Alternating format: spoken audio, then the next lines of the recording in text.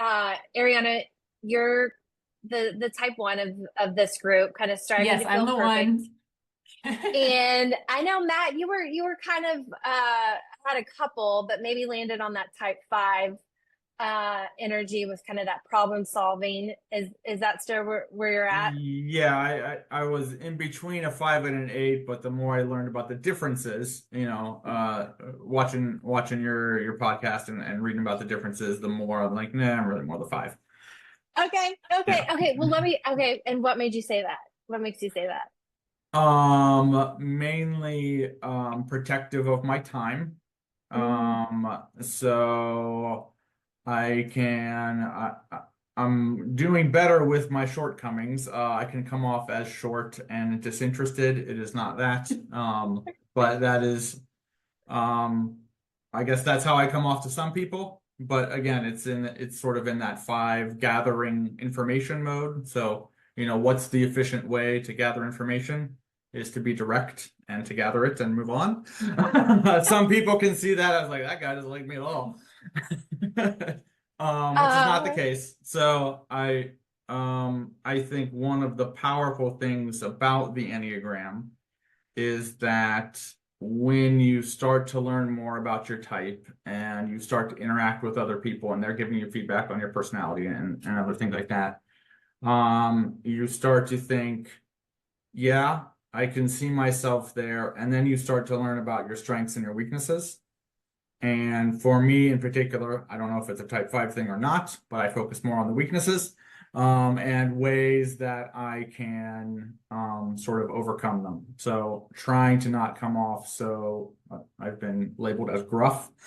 Trying not to come off as so gruff, trying to be interested in things outside of the task that is given at the moment, and sort of working to soften the 5 edge of myself.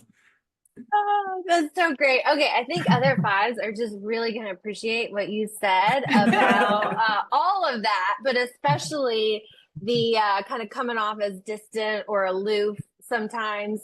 Uh, because to your point, typically fives, a lot of it's happening in their heads. And so you won't get the emotions, you won't get the hand gestures, the tonality. It's just kind of like show me the data, don't give me the drama kind of energy. And a lot of that, one of their nicknames is the observer. And so it's like, you're not doing a lot when you're observing. You're like, it's happening where other people can't see it. And so that is a key kind of coworker compatibility conversation that we'll have about people's type 5 teammates because they don't care what I say. They don't participate in my meetings. It's like, oh no, I'm actually really engaged. I'm really tuned in.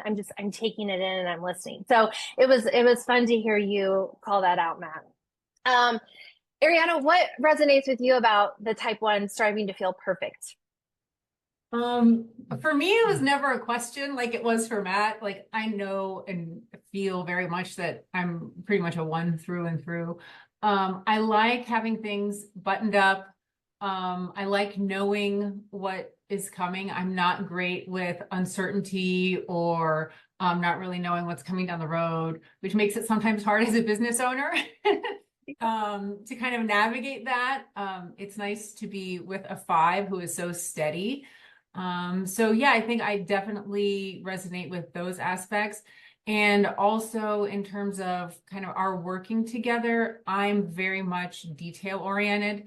And I mean, I can see a typo a mile away and I can't unsee it, Yeah. which is kind of funny with us working together. Matt is very much big picture, innovative ideas. Let's throw everything at this project at the beginning. And, he'll ask me to look at something he's working at. And sometimes he has to preface it with, this isn't the final. So just, I want a gut check. Let me know, what's your initial impression? And my eye automatically goes, oh, but that word's misspelled. He's like, ah. So yeah, I definitely, I mean, that's like a little snapshot into, how that works together. But yeah, very, very detail oriented. And I like things to be a certain way. So yeah. I love that. Okay, so here's something I meant to say too that I really want listeners to walk away with. And I think it's so interesting is that sometimes we're talking about the stereotypes.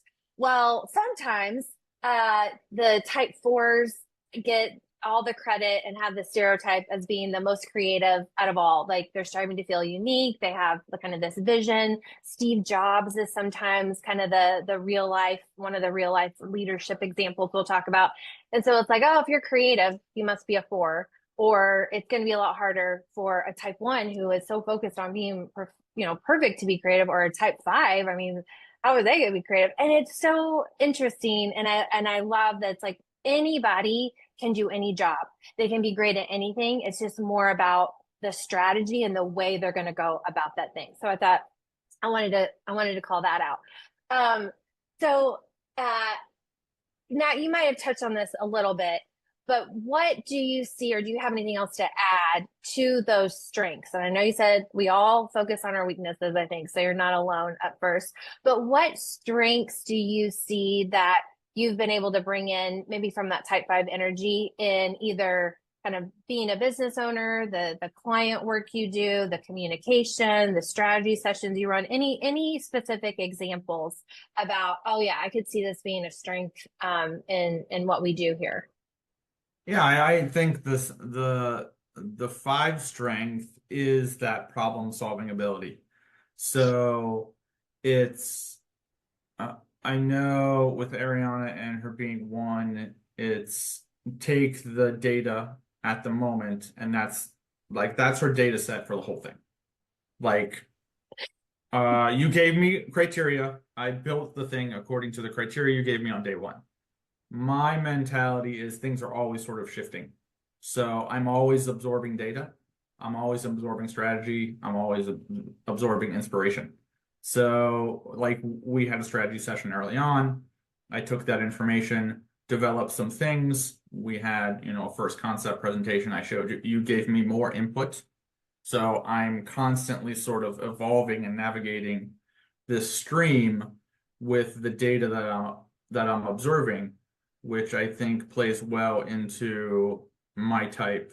I think one of the primary differences between the typical artist number 4 and the number 5 is I've done art in the past. I like to be creative. My creativity tends to be problem-solving creativity, not expressive creativity, not emotional creativity, expressive creativity, whatever you would call that. So usually what I make and produce has a strong rationale behind it.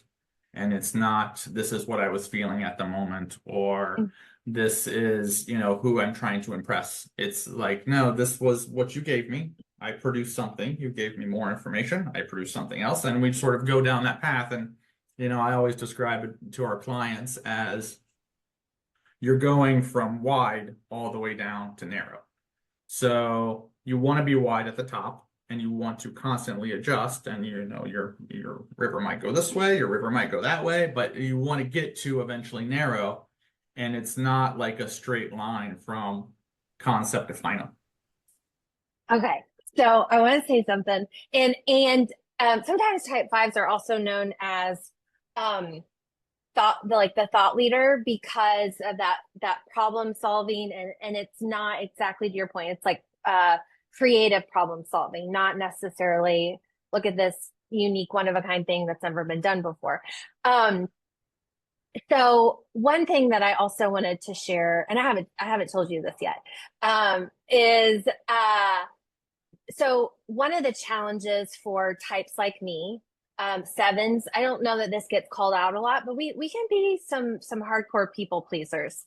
And we want to keep things like really positive, and anything that feels like even neutral, the negative just feels like, oh my God, I don't want to say that. Nines are also probably over here with me, maybe some twos. And so what I really appreciated, like this was a real world example of this was a challenging process for me at first, because it was like it wasn't all my ideas anymore. So I had to let go of some control, which I really like. And somebody else had to have some ideas, and I had to like get out of my typical lens of seeing things. And then, you all had shared a couple of initial ideas, and there was some feedback that we had. But I have one of my growth spots is to communicate clearly and directly and provide feedback that is helpful instead of saying, oh no, it looks great, everything's fine. And that is something that I have been working on for years and years and probably will do. And so when I was like, I don't know if I love this part of it, like that's even today, like this really difficult for me because I'm like, oh, I don't want to hurt someone's feelings, or I don't want them to think I don't like what they're doing. And what I think is so great, and I hear this about type eights as well from people who work with type eight, is that it feels so safe to give people like you feedback because you don't make it emotional. Like you don't take it personal. It's just, I think, kind of to your point where you were saying about information, it's just information. Oh, okay, I have new information now. Let me go back and let me do this. And okay, what about this? Whereas I know some people, regardless of the type, it's like, oh, it's a personal attack on me. And that creates a really tense or sensitive relationship when you feel like, oh man, I want to be honest with this person, but they can't handle it. And then, it's like, well, this person's not being honest or clear. And it's really hard to move something down the line. So that was one of the things that I really appreciated about working with you both, really. Was like, oh, literally whatever I say, I don't feel like they're getting mad at me or they're That's trying to good. justify That's good. I it. mean, I think the flip side of that is, I mean, me more so than Ariana, I can give feedback and give suggestions that can come off as attacks, which are not, because I'm not emotional, so I just give them as I give them, and some people can be like, oh, that guy is like a little rough. Yeah. So I'm trying to balance that. Actually, when we were looking at Enneagram stuff, I'm curious what your thoughts on this is, because I looked at some of the other places, and it says fives are not typically compatible with very many types. One of them that they have friction with is the enthusiasm and the excitement that a seven has. Yeah. So I think it's interesting that you thought we worked well together because you felt safe in the sense that whatever you say, I'm not gonna like blow up and go off in a huff or whatever. I'm just gathering the information. So working with you, I'm curious sort of how you thought, our relationship progressed, because I knew your type going into the project because it's on your website.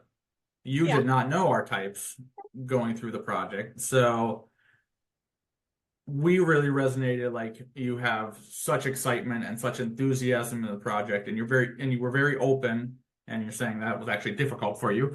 You were very open to doing the process, which some business owners are. Some business owners don't give you a lot of emotional feedback. So you're like, I don't know if they like where we're going or not. I don't know if they're on board with our suggestions because they're not giving us any emotion, any verbal feedback, and they're just sort of sitting there and absorbing it, and it depends on the type. But you were very giving in that sense. And then I figured out about halfway through that probably part of your type, you do need more time to make decisions. You're not able to just say, look at that and be like, yep, that's where I want to go. You asked multiple times, like, can I just sit with this for a few days? Can I ask some people? Like, and that's fine. And like, that's sort of one of those dynamics that you need to figure out. Like, okay, Sarah needs more time to this. It's fine. We'll build it in the schedule. It's not going to derail us anywhere. Versus somebody that could be like, that's where I want to go. You'll never change my mind. I want to head down that direction. So I'm curious how you, I guess, uncovered our personalities, or began to understand how to work with us better, because we knew your type going right into it. Well, it's so funny that you said that was one of the things you noticed about, let me think about this, because that's actually something that I've been working on as well, because there are some people that see exactly, and I think this is probably a stereotype of an eight, but again, any type, where it's like, oh, this is it. I know it. And I would make decisions quickly. but I didn't have that certainty. And I would think about it more and I'd be like, oh man, I just overcommitted myself. Or I don't really love that. I just said it because I felt like that's what they wanted to hear. And now I'm thinking about it and it's like not true. And so again, over the last few years, my default has been like, okay, don't make a decision. Just ask if you can have some time, whether it's this project or anything else. So because I do, like in my head, I do need to like, what do I really want? And what do I think other people want for me? And just, kind of going through that. So thank you for giving me that time. And I'm glad you noticed that.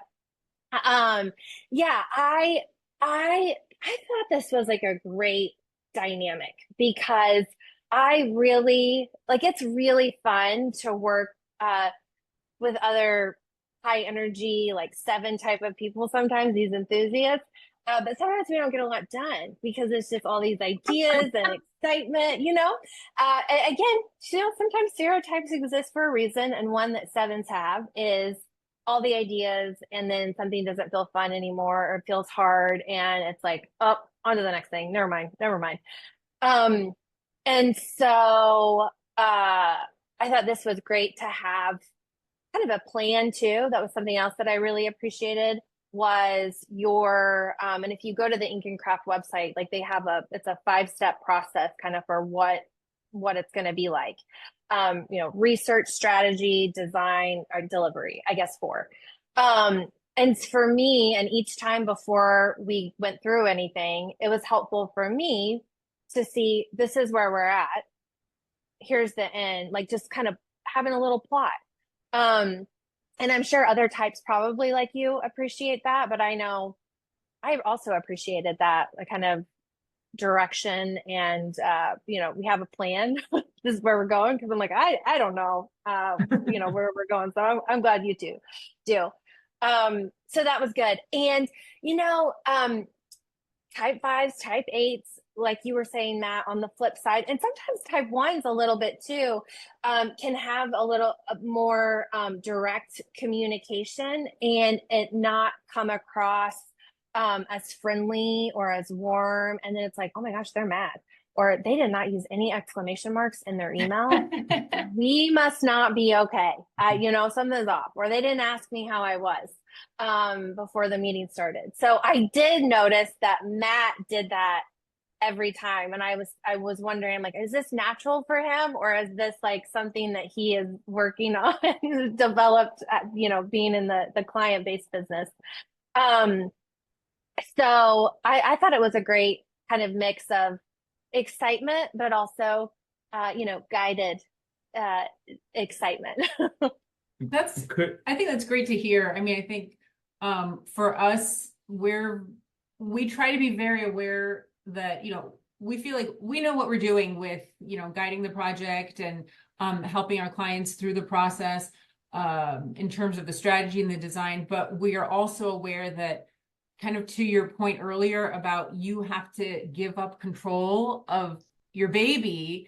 And so we try to be very sensitive of that business owners, you're really entrusting us with laying out the strategy and crafting where you're going to be going. And we work very collaboratively with our clients, obviously, as you saw. So it's great to hear that you felt, like in a safe space with talking to us about your feedback or, and I know that when Matt has talked to you, when you've been on calls, he's showing you concepts, that he's like, nothing's precious. Don't, you're not going to hurt my feelings. If you love it, hate it, like, I want to know your feedback. Yeah. And that's helpful. And some people are great with that. And other people, like me, it can be a struggle because it's like, gosh, what do I really think? Or, I don't want this to come off harsh. So that, that's the work over here we're doing. I think it's interesting because you saying the people pleasing aspect, and it wasn't this way with you, but I feel like we've had some other clients in the past that perhaps have told us what we wanted to hear rather than their actual opinions. And then you figure that out later when they start to revolve or backtrack on some of their previous comments. And for me, Another type 5 thing is time protective. So I don't like things coming in last minute because I don't feel as though I can put the proper thought and quality into it. So if somebody gives me feedback and says this is the direction I want to head, I take that at the value that it's feedback, and then I, adjust and head in that direction.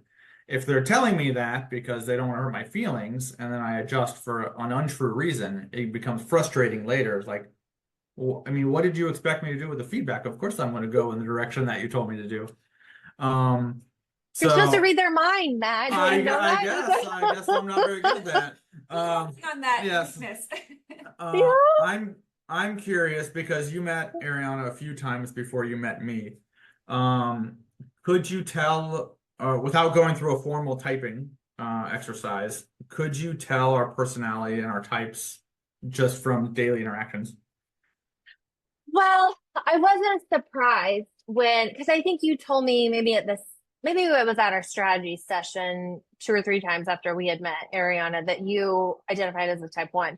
And I wasn't surprised. And I'll tell you something else I loved about what you all did, just kind of creating a clear process and communicating that process clearly, is even that initial, I guess, sales call or, information call before anything had been signed. You took me through a process. And I felt like sometimes when I get on those calls working with other vendors, it's like, so tell me about your problems. What are we going to do? And it just turns into kind of a chit chat. And you were like, okay, I've asked you my questions. Now I have some things I'm going to show you to walk you through this process. And that was really nice. Like, oh, okay. And to your point, I think it felt like, oh, my time is being valued. They have this laid out. We're not just kind of talking about, whatever. And then same thing with the strategy day, because I've been in on other strategy sessions for other things. And it's just kind of like willy-nilly, here's the end of the day goal. And it's like, well, how are we going to get to that goal? And you had a very structured process. So I really like that. What's interesting, and that this just hit me, is that the deeper you go into the Enneagram, you got these like arrows and lines that connect. And my 2 growth, kind of the biggest bang for my buck to start off with, and so I'm going to do self-awareness and some growth work, is the type 1 and the type 5 are the 2 that I'm connected to. Wow. So it's that, so for the 5, it's bringing in kind of that slowing down the initial impulse and to be more thoughtful about my decision making as a 7. And then for the 1, strengths to bring in is the discipline and the structure and the consistency. So I think about the strengths of the type 1 and the type 5 often, because those are the things that I'm like, oh, I kind of need to balance, out the excitement. And you don't want to turn in to somebody else. But it's just like, how can I make this better by, how can I make my business even better? How can I bring more excitement to my life because I have a routine and I have structure and I have a plan and I'm not frazzled and stressed and not completing things. So that's kind of what comes up for me a lot. What was it? Because I know sometimes too, I will count my exclamation marks in emails.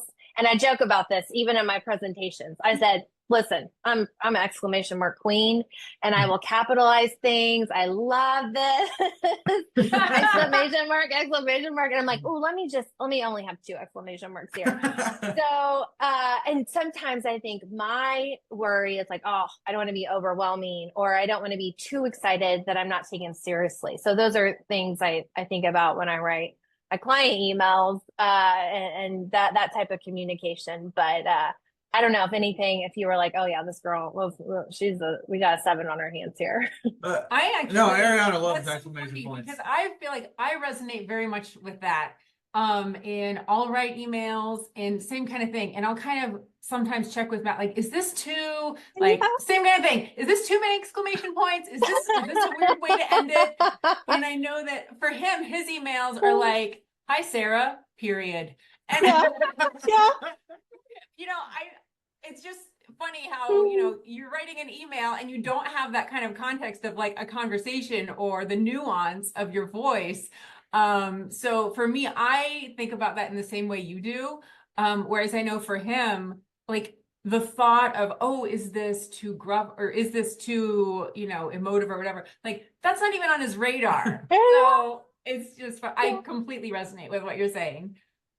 Well, this is it's kind of like a funny surface level thing, like exclamation marks in an email, or do you add, hi, how are you? How was your weekend? Or do you just get right into it?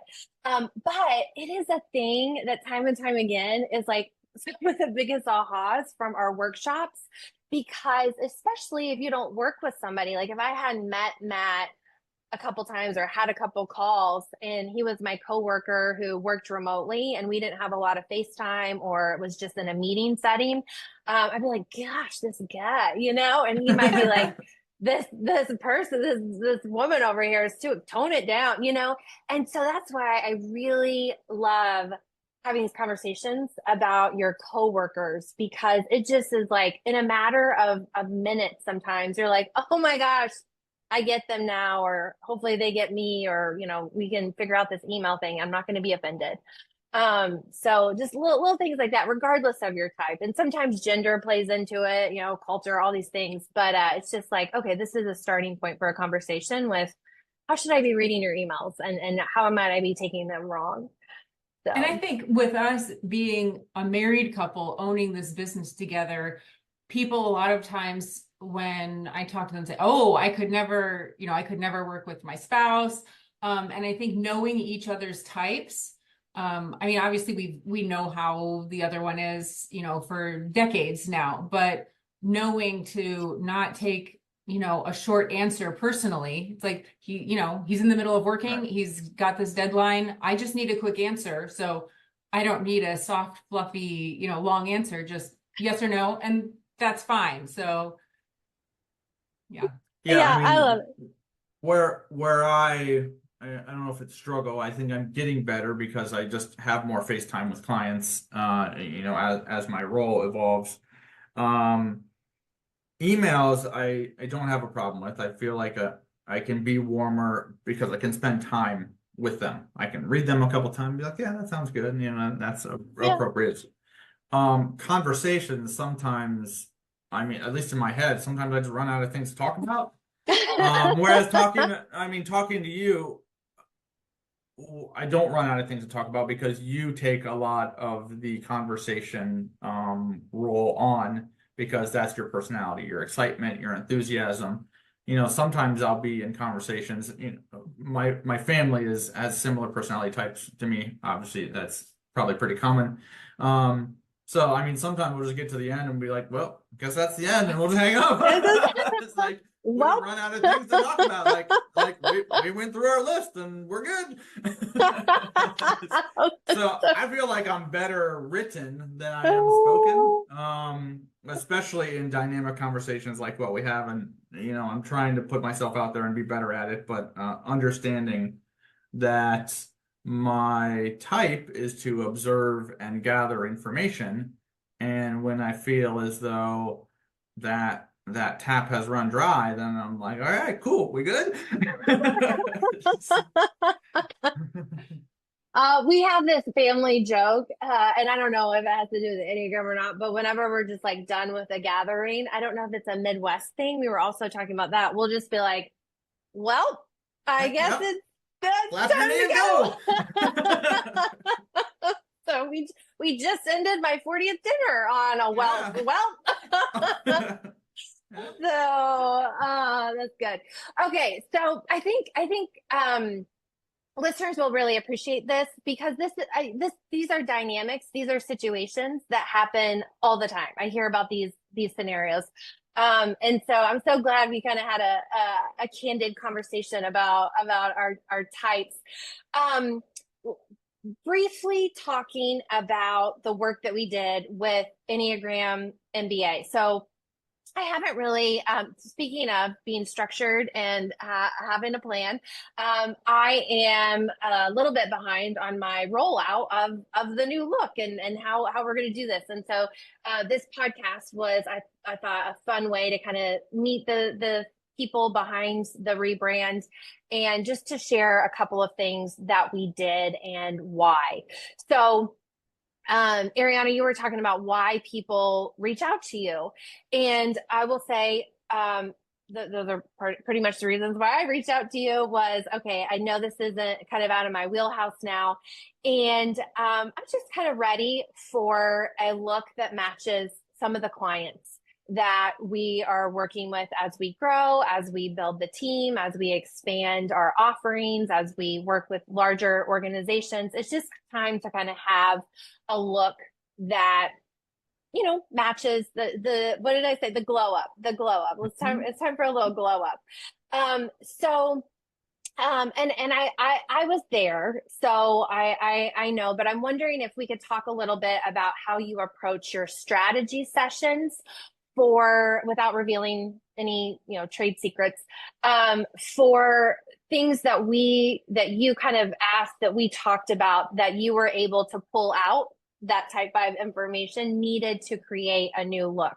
What were some of the things that you were looking for? Yeah, so a lot of it, working with especially a business that's growing from sort of a few, one CEO, a few people, growing into want to have more employees, want to have a higher trajectory. One, we got to figure out where you're at today and the things that make you who you are today. We do a lot of research into the market, comparing your existing brand to the other existing brands, and then we need to focus on where you want to go.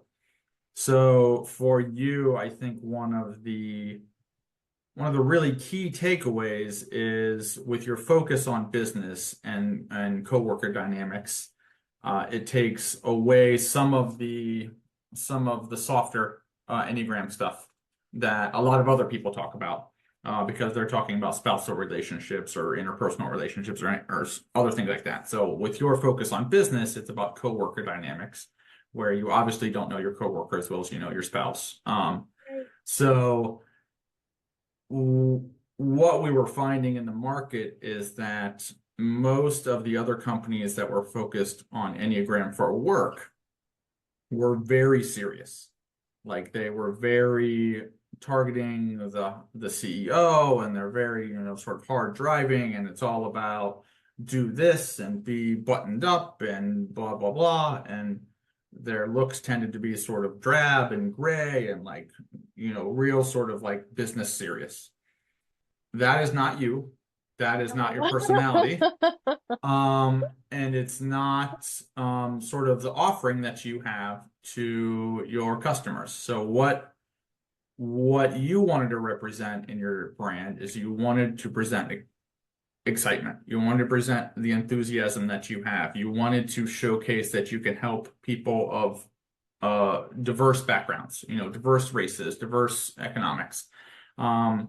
So it was really focused on how can you make the workplace a happier, better, easier place to go to every day and work with these people. So it ended up using a lot of bright colors, using a lot of sort of many pieces coming together to work as a system. That approach, because metaphorically it fits where you want to go as a trajectory for your brand. I want to help a range of people with this excitement, with this enthusiasm. I want them to feel comfortable. I want them to want to come to my events. I don't want them to feel like they're signing on the dotted line for this, military style change your personality drill program to get you to be a better CEO. I want them to feel like, it's exciting, it's fun, it's learn about your personalities, and we can help you communicate and create better relationships. So those insights came from that initial strategy where we met with you, and I think you identified, we had sort of things plotted on a sliding scale, and you identified, it's like, yes, this is my competition, but I don't want to be like those. And we always tell business owners, I was like, that's what you want to find. Like, you want to find your difference. And if you don't have a difference, that's going to be a problem for you in business, because if you don't have a difference, you're going to be compared in probably ways that you don't want to be compared. So finding your difference, whether it's speed, price, personality, etc., there's all kinds of differences that can make one business better than another. Finding that difference is the key to brand strategy. And then once you have that difference, you can build the visual brand and the communication around it. Okay. And I love how it came out. And I thought you did such a good you pulled in such a good mix of like professionalism, but also that approachability to what you were saying.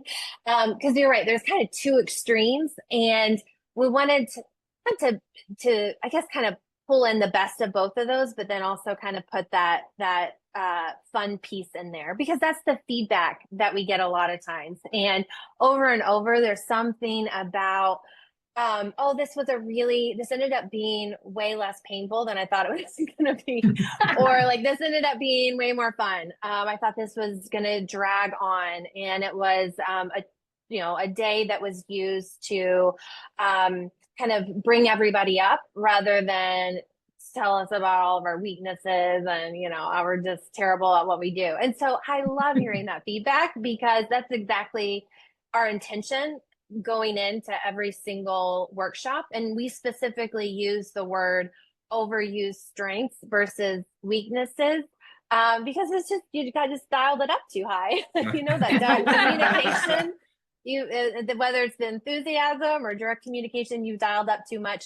You're just overusing it a little bit. So I thought you did a great job of hearing the feedback. There were multiple times where I was talking to other people and I said, this is what I told them. I have no idea how they got how they were able to pull out this nonsense of feedback that I gave them, but they did. And I love it. Look at what we've done here. So, I love the bright colors, how we kind of ended up on that shaping or workplace relationships. I thought that was so creative. And so I love that we kind of kept the overall fun, approachable, warm vibe, but then just added in that professional touch, a little bit more of some brand and messaging clarity to get to where we are now. And so I'm really excited to start sharing it and using it more. Great, and we love to hear that. More so than any awards, client feedback and testimonials, and really liking the end brand and really thinking that it'll help elevate your business is what we're striving for. So it's good to hear that feedback. And at the end, we want the clients to feel like they're part of the process. We want them to get to the end and think that I had a hand in this. This represents my business. This is where I wanted to go, rather than sort of being looking through a window and being like, I don't know, they're doing things and I guess they're going to give me something at the end.